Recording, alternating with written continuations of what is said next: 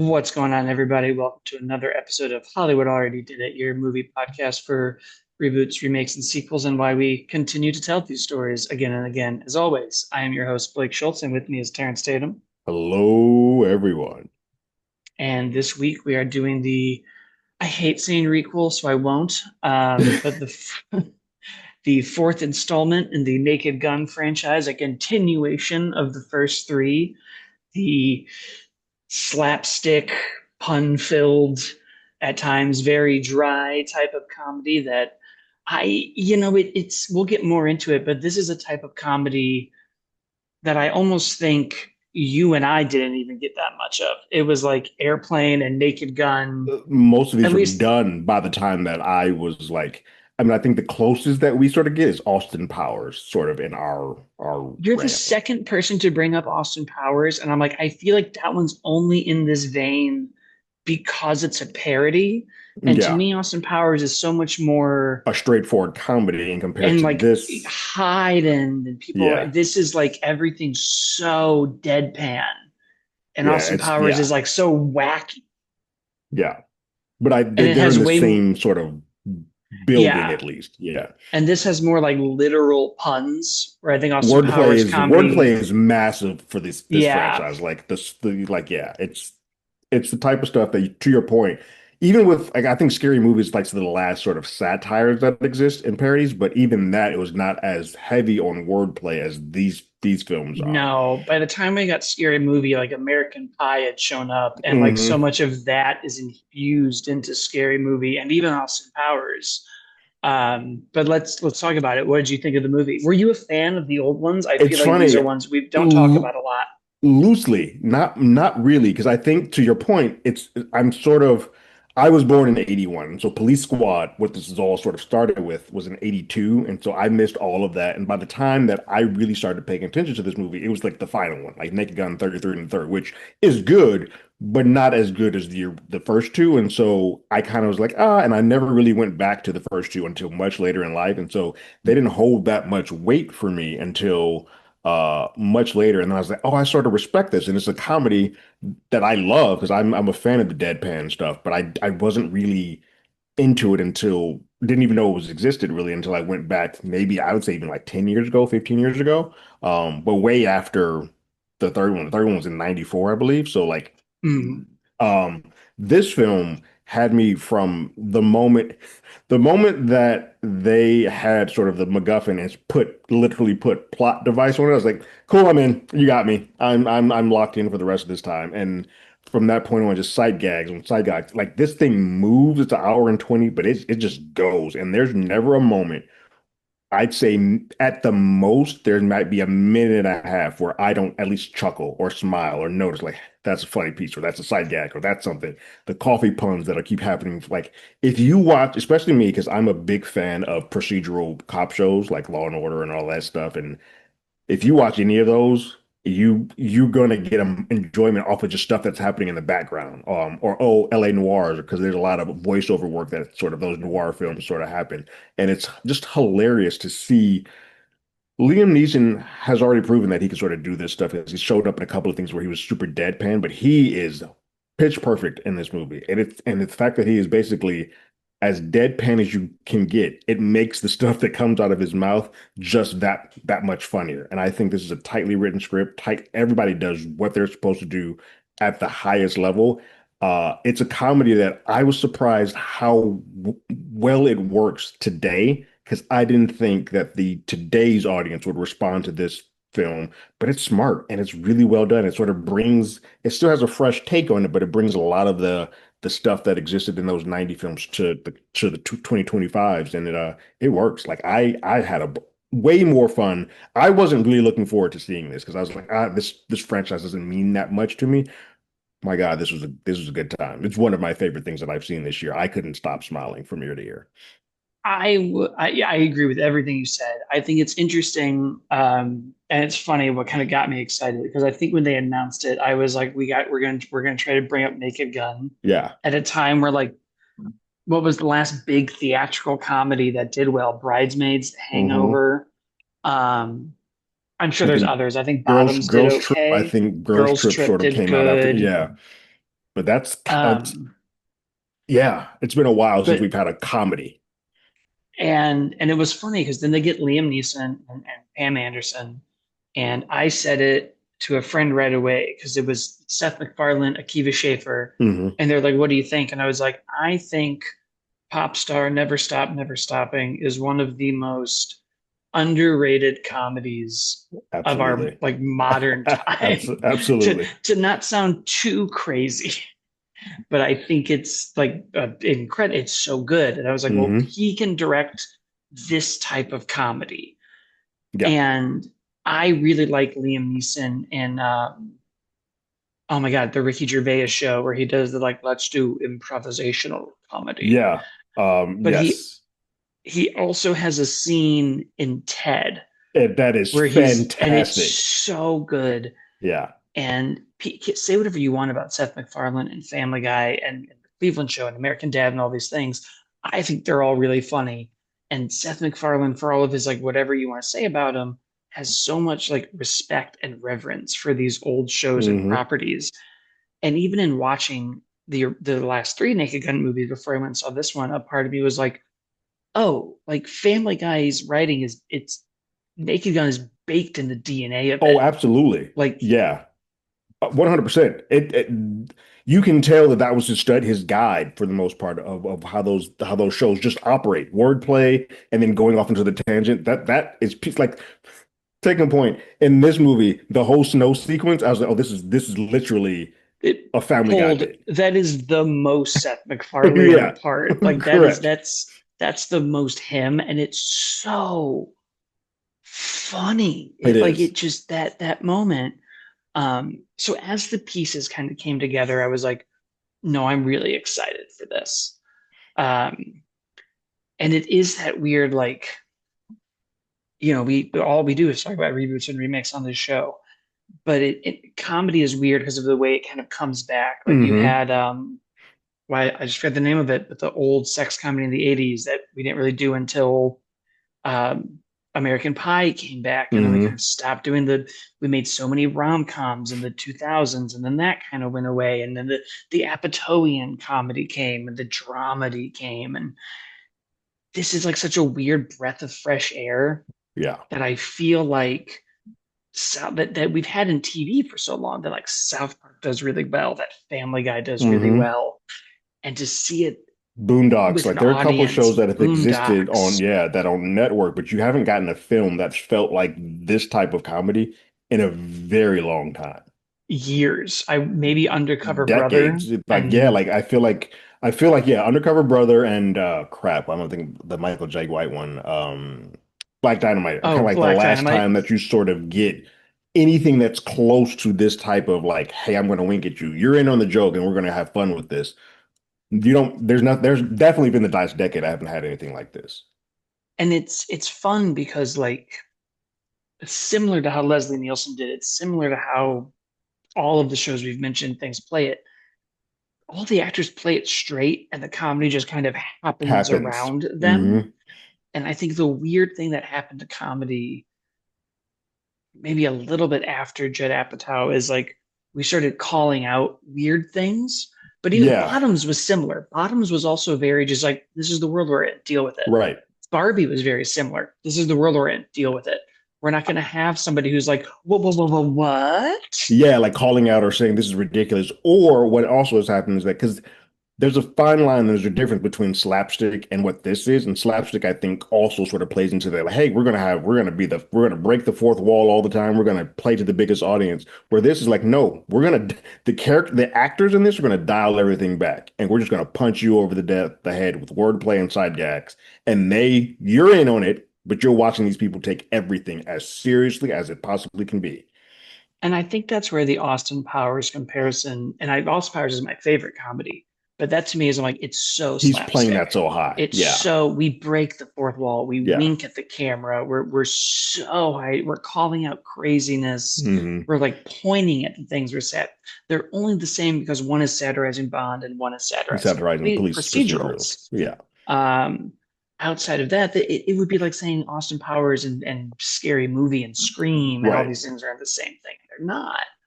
Um, so to me, I was excited and it worked for all the reasons you did. I was in the same boat, start to finish, laughing immediately when I walked out of the theater. Was like, I have to go again because I know I missed So many, 200 different so things. many. Yeah. Um, but I think what really held it together was Liam Neeson and Pam Anderson's straightforward Hmm. performances of it and them kind of holding on to it. Because I think what we lose so often in comedies is the heart of it. And it's very Ghostbusters too, where we never really make fun. Like Ghostbusters takes the science seriously, Correct. and like this Yes, movie takes the absolutely. relationship Correct. seriously. It takes the stakes seriously. It takes everything seriously. And then you do have these funny moments of like, don't forget to turn your camera. Oh, I'll turn on my camera. Wink. Wink. Like, Yeah. there's I, so many real moments. I also think because this is something that happens a lot with like I'm not putting this in the same category, but I'm going to use them because there's a lot of setup pieces in this. But like some of those Saturday Night Live comedies that exist, sometimes they let the bit go on for too long. This movie is very smart of when like we're going to hit this joke or we're going to hide it up again, we're going to hide it a little bit more, and then we're going to get out. And it's like I'm going to use the example of when they sort of get the second in command on the bad side, interrogate him in the hospital room, and then it breaks that wall, and then it breaks that wall, and it's like you can get away with this one more time, and they do, and then it's Great. like, "Fool, we're out." And I was like, "That is genius." They're smart of knowing sort of the triplet. We've talked about this before with comedies, the triplet style, but they sometimes go to triplet plus one, but don't burn it out, and it's great. I was like, it's really well written. Yeah, I think you're right. I think almost every bit I kept waiting to get tired of the coffee cups. I did I too, kept being like, and I'm gonna get tired of this. and what's they kept doing it differently. It wasn't just like I'm going to hand you a cup. It just sometimes we'll just see a whole bunch of cups on the side, or a cup just comes in the middle of a car. You're like, what the fuck is what is happening? Those are the things that's like, all right, It's you got me again. yeah, those were the moments that made it work. And it really is, we talk about like why do we do this? Why is this relevant? And it's funny doing it with comedy because I think comedy is when it's done well is always relevant. And you Hmm. do have like it's not in your face, it's not there if you don't want it to be, but we are doing a lot of like funny modern satires on the state of like the police in the world. I mean, even the villain having this whole like it was better before.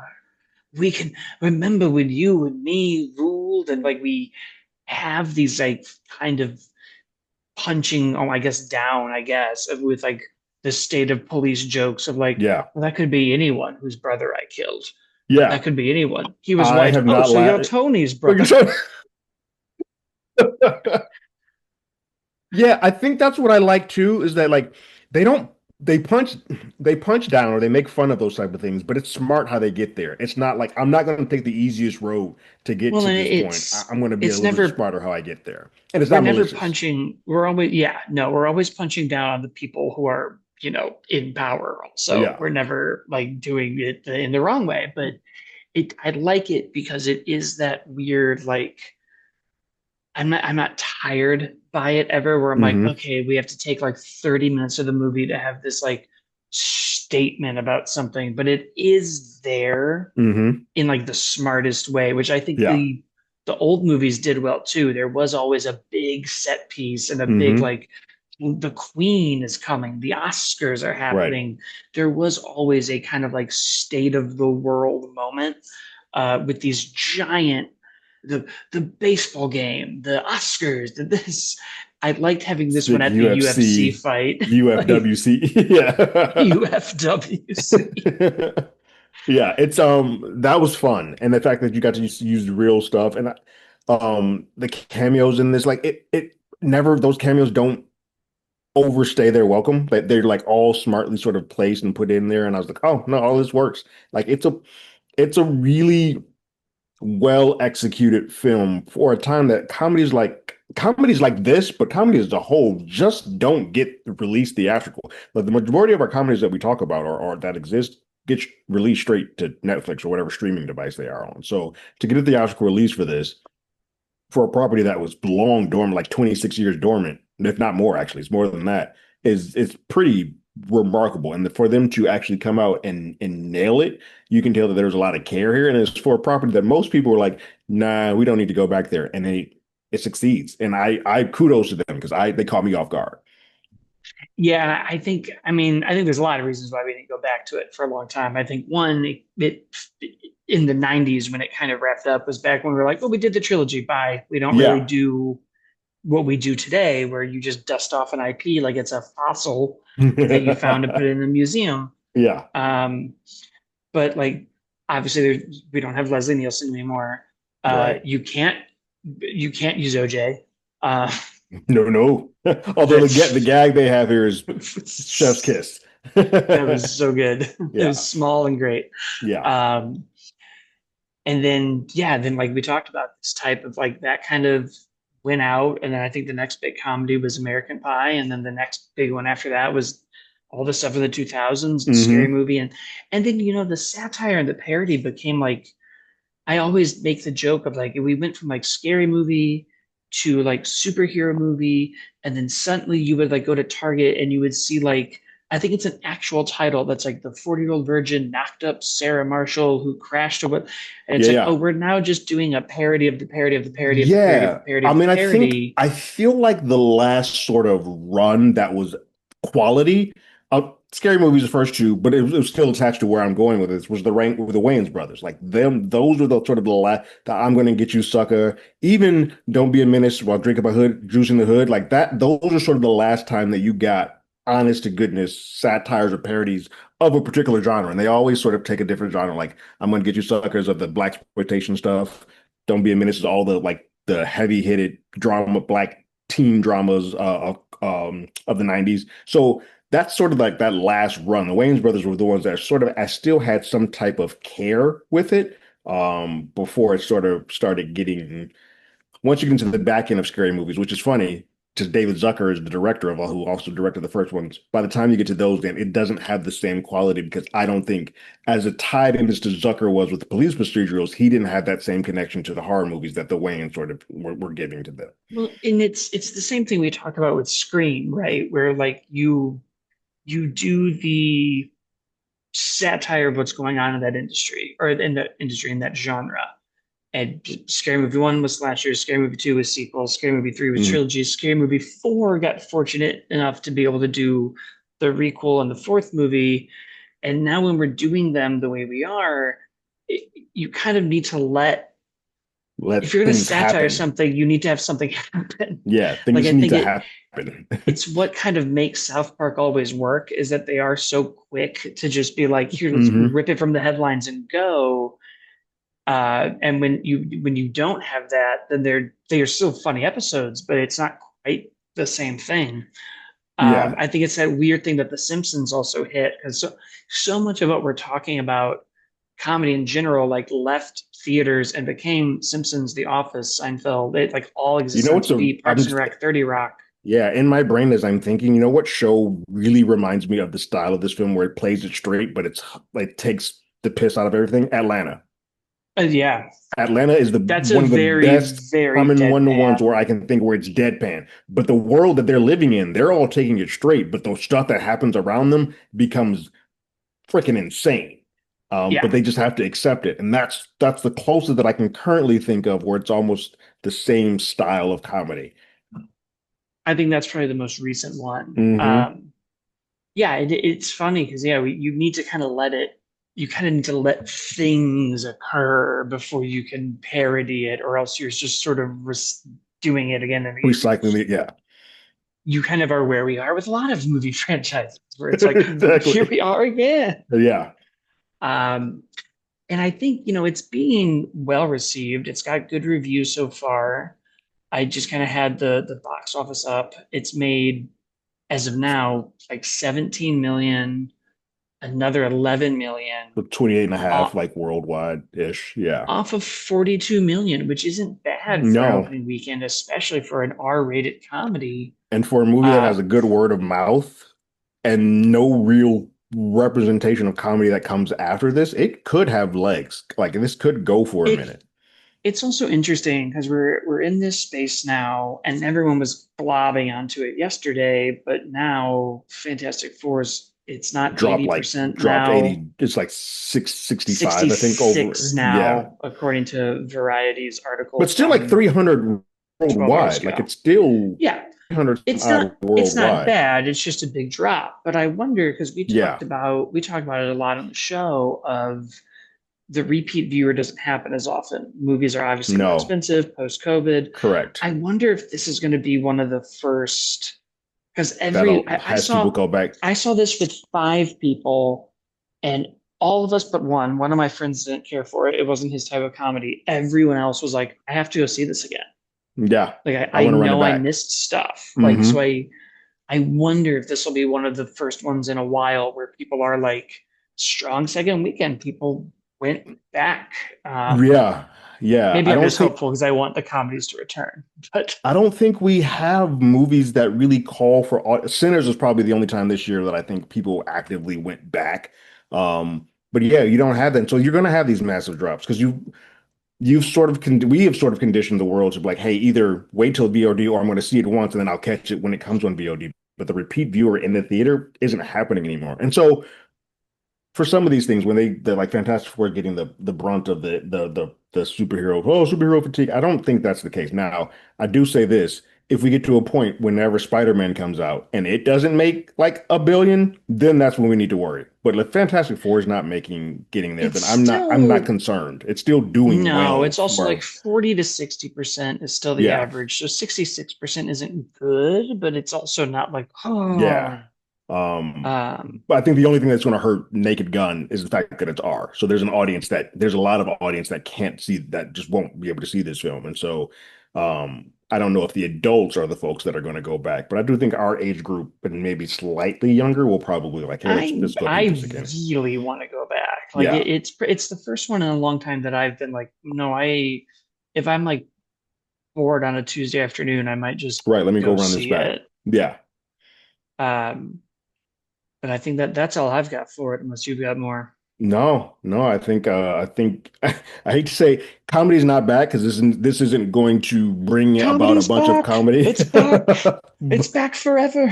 but It I will do reign I in like the 2000s. I do love that we live in a world where now we're starting to get a couple of things that are just slightly different that aren't Marvel superheroes or DC I superheroes know. in horror because that's typically what we only get in theaters. So to get something kind of fresh is a cool feeling. It's nice. Yeah, it's not, and especially a different type of comedy. Yeah.